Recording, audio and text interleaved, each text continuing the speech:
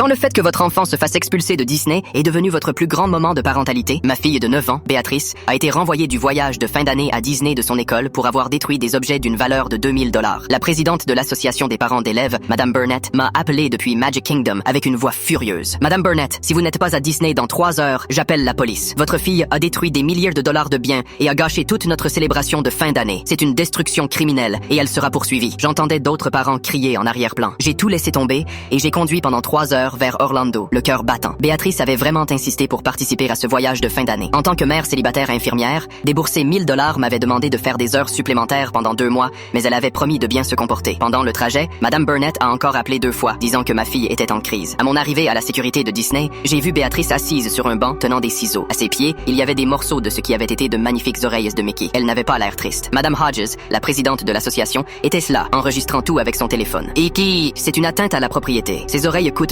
75 $ chacune, et certaines étaient en édition limitée. D'autres mères rassemblaient leurs enfants, visiblement en colère. Je reconnus les Harmon, qui possédaient plusieurs clubs de golf, et les O'Brien, dont la fondation finançait notre gymnase. Béatrice, que s'est-il passé? Lui ai-je demandé, en m'accroupissant à côté d'elle. J'ai réparé quelque chose qui était cassé, maman. Madame Hodges m'a interrompu. Votre fille est perturbée. Elle a couru avec des ciseaux comme une folle, détruisant 27 paires d'oreilles pendant notre photo au château. Les autres parents ont commencé à parler de poursuites judiciaires et de factures de thérapie. Une mère a même dit que sa fille était traumatisée et ne retournerait jamais à Disney. Je me suis penché vers Béatrice. Explique-moi exactement ce qui s'est passé. Elle m'a regardé avec un regard déterminé. Ils ont fait en sorte que les enfants gagnent leurs oreilles. Ceux dont les parents ne pouvaient pas donner d'argent devaient travailler. Madame Hodges a pris la parole. Nous avons mis en place un système de responsabilité pour apprendre aux enfants la valeur de l'effort. Béatrice a poursuivi, sa voix se renforçant. Mais on devait nettoyer après les enfants riches à chaque repas, porter leurs sacs sous la chaleur, ramasser leurs déchets. Après 3 jours, ils décidaient qui méritait des oreilles. Mon cœur se serrait. Continue, chérie. Elle a évoqué Alfred, qui avait nettoyé des vomissements. Les autres parents baissaient les yeux. Hier, ils ont dit qu'Alfred n'avait pas gagné ses oreilles parce qu'il avait l'air fatigué. Béatrice a expliqué que pour la photo au château,